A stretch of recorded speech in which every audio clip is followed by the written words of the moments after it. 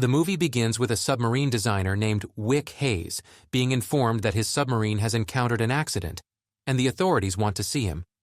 When he reaches the head office, the authorities inform him that the submarine called Siren 1 might have some failure in its nuclear power system, but since it lost contact with the tower, they assumed that it might be waiting for the rescue teams.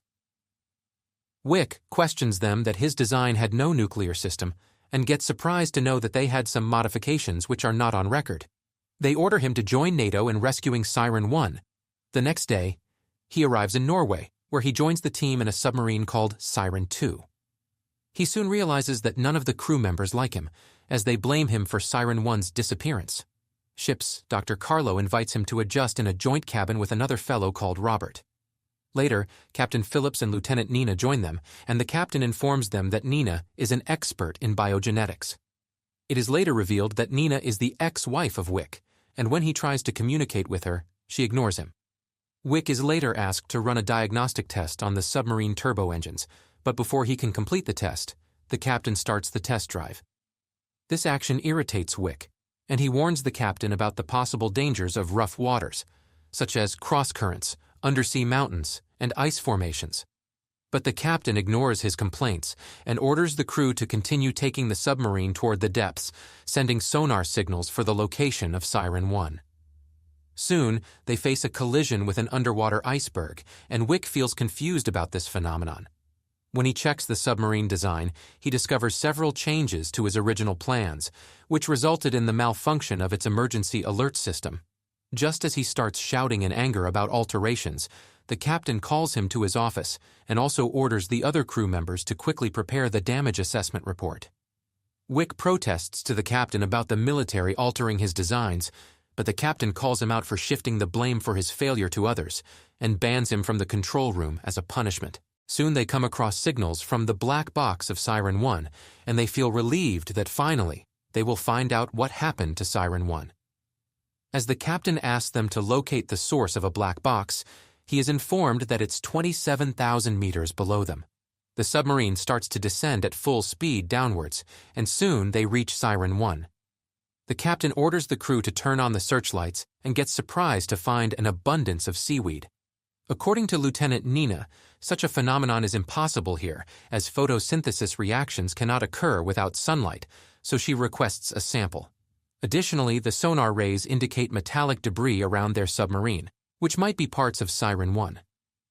So Wick requests the captain to do a damage analysis of the surrounding area, and the captain agrees to his suggestion. The captain orders the scuba diver to bring back a sample of seaweed and take photographs of the Siren 1 wreckage. Captain Phillips also orders Diver 2 to stay ready in case Diver 1 needs his assistance.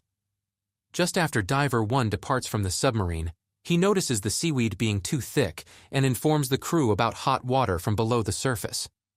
He sends the weed sample back to the ship and decides to take photographs of the wreckage of Siren 1, but suddenly his screams start to sound in the control room.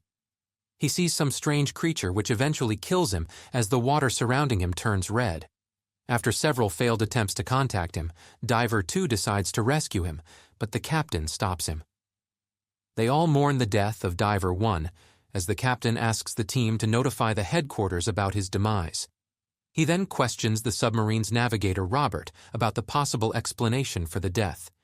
He assumes that a tear in his dress might have caused his death. Captain Phillips further orders the crew to keep on their course to find the black box and retreats to his office.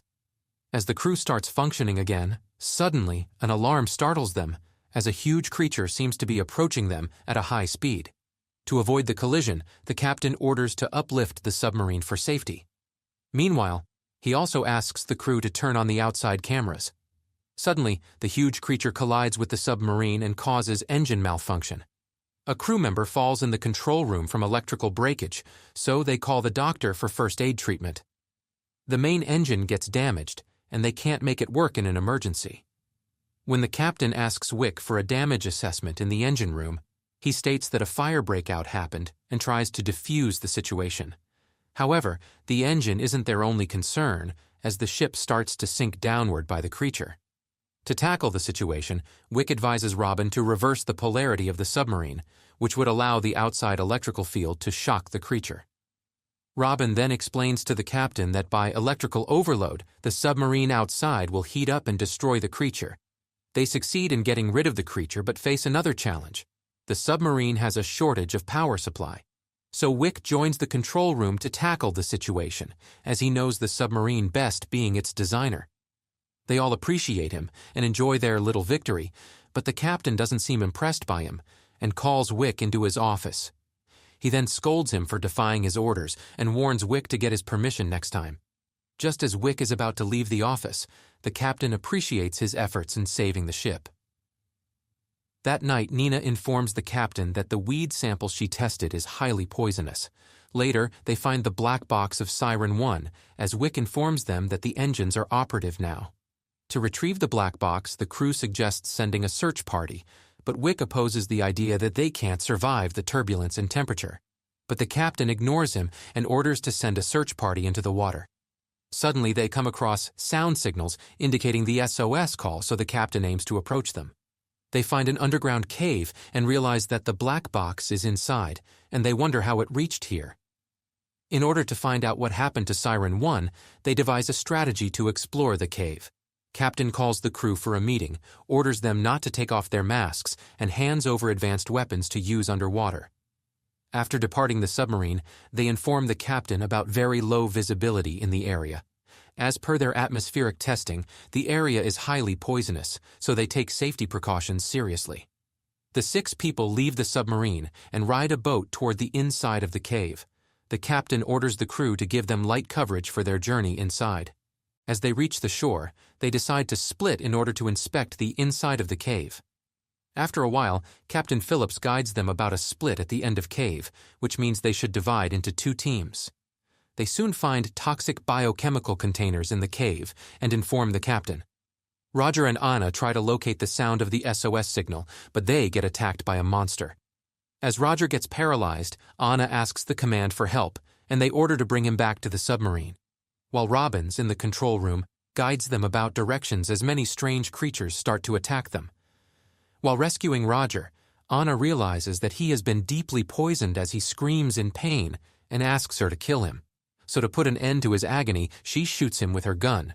Then she and Philippe start to follow directions outside. But unfortunately, a long creature that looks like an anaconda with sharp teeth attacks Philippe, and he dies on the spot. Anna kills this creature as well with her gun, and her other teammates come to rescue her. But as her team approaches, Anna disappears, and her screams echo in the cave. A few more creatures attack Wick and others as they plan to evacuate the cave. The captain suddenly informs them that the SOS signal is ahead of them, so they should retrieve it. But they face another hurdle in the submarine as Nina gets the signal that they are running out of oxygen. So the captain orders Muller to fix the oxygen issue. Meanwhile, at cave, they reach the signal source, and it turns out to be a secret lab with many computers. When they notice the operator of the signal, it's a skeleton of some human asking for help. After some search, they find data tapes, and the captain asks them to collect them.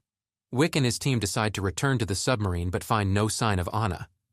Back at the engine room, when Muller tries to locate the oxygen issue, he gets surprised to find the seaweed surrounding the whole room while rapidly growing. As he goes near it, the weed engulfs him inside, and when the submarine's cook hears the screams, he informs the captain.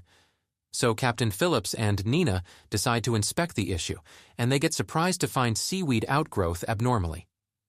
Nina questions Robbins about water sources in submarine, and he answers they are in the biolab, bathrooms, and engine room. So she orders to shut down these sources completely to avoid contaminating other areas. While returning to the control room, the captain comes across the cook, Francisco, screaming with a stomach ache. As they question him, he answers that he drank water from the ship system, so they forcefully quarantine him to avoid complications. Meanwhile, Wick and his 2 mates reach near submarine when one fellow falls, and a large fish kills him. Afterward, they rush back into the submarine, fully stocked and exhausted.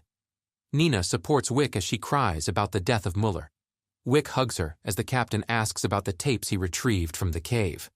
As the captain and crew watch the tapes, they realize that a team of scientists had been working secretly on a machine called DNA Accelerator. Nina then explains that the machine collects the DNA of different species and converts it into mutants in a short time.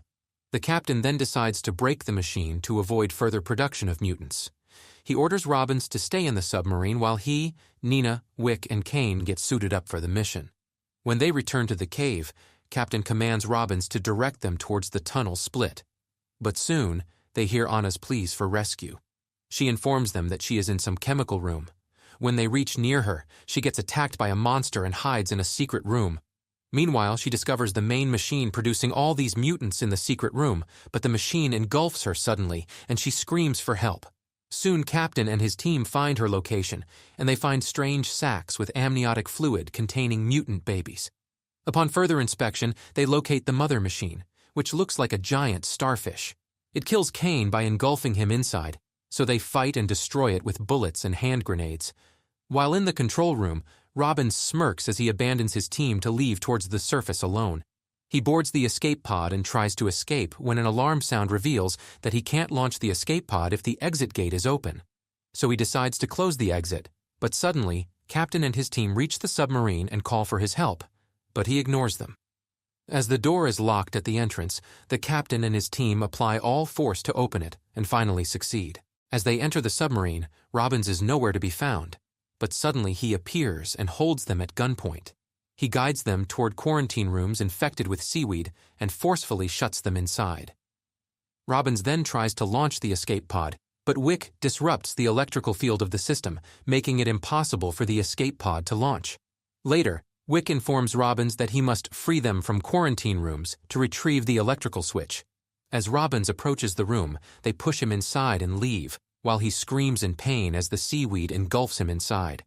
Captain launches the self-destruct system while they get ready to board the escape pod. But Captain decides to stay behind as seaweed already infects him. So Nina and Wick start the escape pod and leave the submarine. After a while, they hear the sound of a blast while holding each other's hands.